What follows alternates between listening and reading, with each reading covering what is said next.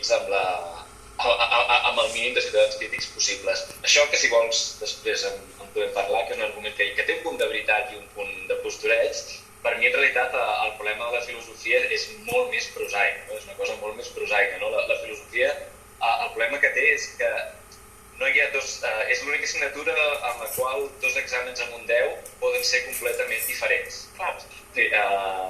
Això la sotmet la filosofia és sospitosa perquè la majoria d'assignatures poden presentar una cosa que es pot tocar, que es pot objectivar, que es pot veure, unes dades. En canvi, la filosofia no et fa veure res, només et fa veure diferent allò que ja coneixies. I aquesta sospita tan prosaica la fa especialment vulnerable quan es tracta de justificar pressupostos, quan es tracta de justificar continguts, calendaris. No hi ha res més diferent que dos exàmens de filosofia amb un excel·lent.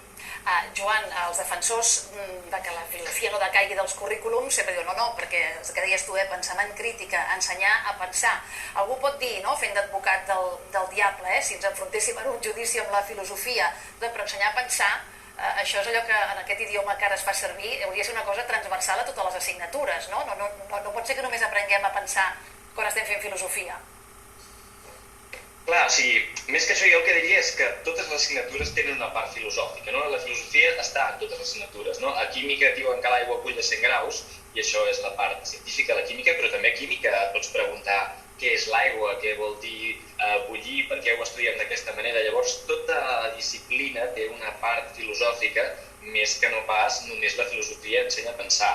I també al revés, a la filosofia, una part molt rutinària de la filosofia és la història de la filosofia, en la qual en vez d'aprendre a pensar, aprens que primer un presocràtic deia que tot era foc, després un per respondre deia que tot era aigua, després l'altre deia que ni una cosa ni l'altra, que això no té res a veure amb aprendre a pensar, sinó simplement com un pensament, igual que la història surt per contraposició a una altra. Llavors jo crec que és més útil pensar que tots els coneixements tenen una part filosòfica i l'únic que passa és que en la filosofia aquest coneixement és més gran, però fins i tot també en la filosofia hi ha una part no filosòfica i merament de fets, escoles i fins i tot picabaralles entre filòsofs que expliquen les seves teories. Però tu entenc que és una decisió que celebres, que això es mantingui com a optativa, tampoc com obligatòria, a quart d'ESO, Joan? Sí, mira, clar, per mi el més important és que pensem que la filosofia, no hi ha una filosofia en general. A filosofia s'estudia un tipus de filosofia determinat, no? La filosofia no vol dir allò que tan filosòfic és el liberalisme com el feixisme com el comunisme. La filosofia només és ensenyar a refinar la manera com penses o defenses determinats problemes que no es poden resoldre empíricament, que no són fàcils, que no podem posar-nos d'acord. El bon filòsof no és aquell que pensa una cosa concreta, sinó aquell que defensa millor aquest tipus de problemes. I clar, què té el currículum? L'altre dia em mirava les proves d'accés, que per això no han canviat tant de quan jo vaig estudiar filosofia, i els autors que s'estudien, la filosofia que s'estudia és una filosofia molt concreta, no? S'estudia, mira, crec que aquest any toquen Plató, Descartes, Hume, Kant, Mill i Nietzsche, no? No toquen, per exemple, altres grans filòsofs o gens amb títols filosòfics com Sant Tomàs, Rousseau o, per dir més contemporanis, Mao, per exemple. I què vol dir, no? Hem de pensar què té aquesta filosofia en comú que podem celebrar o no. Doncs, tot i que és difícil trobar-li un punt comú, la filosofia que ensenyem als nostres estudiants de secundari i de batxillerat com a optatiu, els que la trien, és una filosofia que posa l'individu al centre. Tots aquests pensadors, potser Plató és el que menys, però fins i tot tal com són ensenyats, Nietzsche, Mill, Kant, Hume, són pensadors en els quals el més important és que l'individu és capaç de criticar o posar entre parèntesis aquell coneixement heretat, aquell coneixement rebut, l'autoritat. Són tots pensadors que en diríem liberals, individualistes, que creuen que el criteri no ha de venir de fora, sinó el gran lema de Kant és pensar per tu mateix. Com que això és una posició filosòfica diferent a altres, que dirien que el més important és la tradició, el més important és respectar els més grans, el més important és el país, la classe, la raça, fins i tot, que diuen els feixistes, doncs, com que la filosofia que s'estudia a les nostres escoles posa l'individu al centre, jo crec que això és una cosa que encara, com a persona educada en un context liberal democràtic, no tinc més remei que dir que sí, que crec que és una cosa que cal celebrar, no? Avui en dia l'individu ha estat molt criticat per diferents coses, no? La idea que podem pensar per nosaltres mateixos cada cop és més complicada, sobretot per dos fronts, no? Per una banda, el món és supercomplex, cada cop té una escala més gran, la tecnologia, la geopolítica és tan gran que els mitjans de comunicació, tot plegat, fan que sembli que un individu sigui massa petit i no sigui algú útil, i alhora també hem vist que pensar en l'individu pot causar problemes, no? Perquè a vegades si l'Estat o el col·lectiu es despreocupa tant de l'individu que el desprotegeix davant de coses que sabem com ara el mercat, les desigualtats, etc. Llavors, avui que l'individu no està gaire en boga, això explica, defensar-lo en les classes de filosofia té un cert valor, no? Perquè pensar des de... Si alguna cosa sabem és que hi ha problemes de pensar massa individualísticament i cal corregir-ho, però gairebé totes les grans barbàries de la humanitat tenen més a veure amb quan molts es posen d'acord en fer una cosa, en certs pensaments col·lectivistes, que en deixar l'individu tranquil. Llavors, aquesta aspiració tan senzilleta, una mica ara fora de moda, per aquestes raons que he dit, crec que està bé tenir-la, les classes de filosofia, perquè, si més no, la idea de que encara podem pensar tot nosaltres mateixos, encara hem de posar certes barreres a allò que el grup pot fer i pot obligar a fer en nom del grup, té una certa cosa intempestiva, una cosa interessant que jo celebro que es preservi, almenys a les poques hores optatives que es faran de filosofia. Sí, perquè a més, a vegades la línia entre ensenyar a pensar i ensenyar el què pensar, no? És a dir, és molt fina, no? Vull dir que en aquest sentit... El que sorprèn és que no es valori més la filosofia tenint en compte que la intel·ligència artificial ha de resoldre dilemes morals i es busquen filòsofs en comitès d'intel·ligència artificial, que és més tecnològic i modern que la intel·ligència artificial, i no se'n troben perquè no hi ha tants filòsofs al món. Em sorprèn que no es consideri quasi obligatori estudiar-ho. En fi... I és cert, Google... Digues, Joan. No, deia que Google contracta molts, per exemple, dissenyadors ètics per dissenyar èticament les seves interfícies i hi ha això que també l'argument que la filosofia no és útil per guanyar-se la vida està desmentida per les mateixes empreses tecnològiques que donen grans sous a filòsofs per dissenyar les seves interfícies, que suposa la persona que ha decidit que Instagram o que ha justificat que Instagram pugui ocultar el número de likes probablement va estudiar filosofia i probablement ha cobrat molt per saber justificar en una comunicació pública aquesta decisió. Ha rebut alguna oferta, Joan? No, aquí no anem gaire bé. A veure si amb el metavers cal algun filòsof, això estarem atents. Bueno, anem a intentar-ho, no?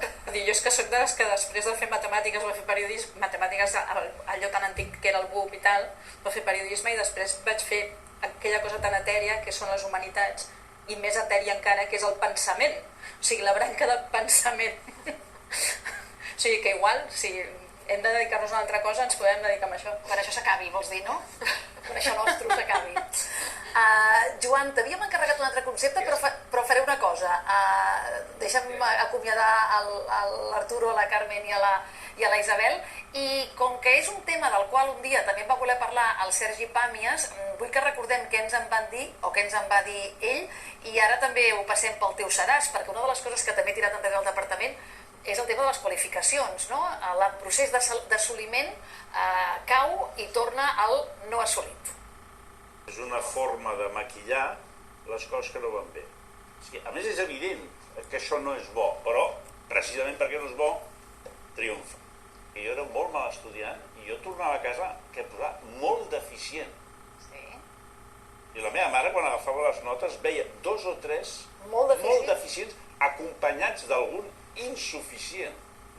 Si hagués posat en procés d'assoliment, que és el que posarà ara, a l'equivalència, la meva mare hauria dit, doncs no estem tan malament. I com el meu pare li hagués preguntat com van les notes del nen, li hauria dit, està en procés d'assoliment. Acabarà mos. Sergi Pàmies, bon dia. Bon dia. Presento el Joan Bordeus, no sé si us coneixeu. Encantat, no el coneixia. El llegeixo, però no el coneixia. No, molt de gust. És dir, gran honor, gran fan. A veure, tu, Sergi, la teva posició va quedar clara aquest dia. És a dir, per tant, per tu és una bona notícia que això hagi anat enrere? No és mai una bona notícia, perquè una de les coses que hem après és que sempre hi ha decisions que poden millorar l'anterior. És a dir, la gran facilitat que tenen per trobar... Això la Pilar Miró, quan la van fer fora de la direcció de Televisió Espanyola, va dir «Otros vendrán que me harán buena». Doncs això. Podria ser que la pròxima qualificació fos pitjor que aquesta. Aquesta em semblava una falta de respecte i sobretot em semblava estúpida, absurda. Era un atemptat a la intel·ligència, per tant que en busquin una de més eficaç. En aquest sentit, Joan, creus que el nom fa la cosa? És a dir, en procés d'assoliment és exactament el mateix que no assolit? No, no és exactament el mateix i sí que crec una mica que el nom fa la cosa. De fet, l'altre dia, sempre havia passat que no, però l'altre dia vaig sentir una lingüista que ha estudiat les paraules que tenen diferent gènere en diferents llengües i explicava, per exemple, pont. Pont en català és masculí, no? I en alemany és femení. I posava d'exemples, és fascinant com les poesies alemanyes designen els ponts amb conceptes com bellesa, agradabilitat. En canvi, aquí els ponts són coses dures, fortes, segures. Només aquesta tonteria ja diu que com designem una cosa ja afecta molt com la veiem de maneres imprevistes. I és claríssim per mi que el procés d'assoliment és una formulació perversa que afectarà el suspens o el fet de no passar l'assignatura. Trobo que en aquest cas és un cas clar que el nom gira massa la cosa. Per tant, també diguéssim a favor que aquest eufemisme, no sé si n'hem de dir eufemisme o no, hagi tornat a una nomenclatura una mica més clara. A veure, per mi el que em passa amb aquest eufemisme és, o sigui, jo el que el trobo enganxifós, és una teranyina molt trista, no? Ho diré en quin sentit. No assolit, o sigui, per mi no m'interessa l'argument típic de que sobreprotegim els nens dient que no assolit, sinó per mi és fins i tot al revés. Quan tu fracasses o no assoleixes alguna cosa, com a mínim és un punt final, no? I dius, ja he acabat, ja he fracassat, puc deixar d'estudiar, soc un inútil, no tinc res a fer, puc acabar d'estudiar. En canvi, el procés d'assoliment té per mi molt a veure amb aquesta idea que ara està tan de moda de que t'has d'estar reinventant constantment a tu mateix, ni l'alumne l'atrapes en un procés etern d'assoliment en el qual simplement no pot ni tan sols fracassar. Sempre ha d'estar estudiant, haurà d'estar en procés d'assoliment de les matemàtiques de les quals només espera lliurar-se tota la vida. Llavors, m'agrada aquest gir una mica pervers en el qual encara és més esgotador i més frustrant estar en un procés d'assoliment perpetu, que podria ser una definició de la vida, procés d'assoliment, que un simple suspens, que com a mínim doncs pots tancar la porta i deixar-ho córrer i dir que no vols per allò. No sé, aquest apunt del Bordeus, com el veus? Sí, estic d'acord. Sobretot que crec que hi ha coses simples. Sí, a la vida hi ha coses simples. N'hi ha poques, però n'hi ha. I una d'elles és aquesta. Sí, tu has de fer una sèrie de coses per aconseguir una nota.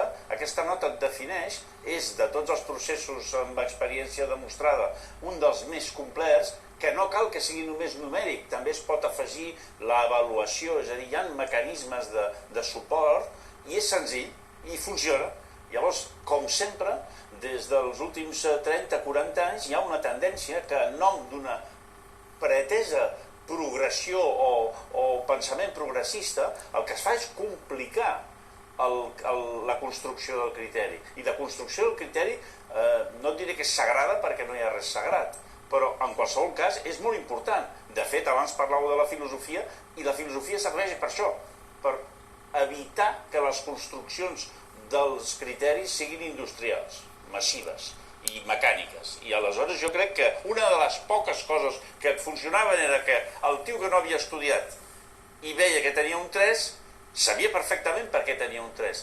De tant en tant hi havia algú que creia que hauria de tenir un 5 i protestava i ho trobava injust. Però era excepcional. La manera en què les notes quadraven amb les reals situacions d'una classe era admirable en proporció. I ara no, ara si no has assolit, crea una angoixa innecessària. Si tu, innecessària, potser està justificada, però en qualsevol cas tampoc defineix molt bé. És millor que l'anterior? Sí, és millor que l'anterior. Mals menors, un dia en vam parlar també. Mals menors, efectivament. Joan Bordeus, gràcies per acompanyar-nos. No sé si vols afegir alguna cosa més. No, sí, deia, perquè això és la filosofia, això que ha dit el Sergi, hi ha un filòsof que es deia Occam, que es va inventar la navalla d'Occam, que bàsicament això t'ensenya que és de filosofia i que simplement vol dir que davant de dues explicacions, aquella que tingui menys acumulació, com ha dit industrial el Sergi, de premisses, segurament serà la correcta. Doncs això podria ser de la filosofia. M'ha acabat a navalles, però bé, Sí, però és veritat. La caixa d'eines, jo sempre poso l'exemple als meus fills quan eren petits d'una caixa d'eines, no?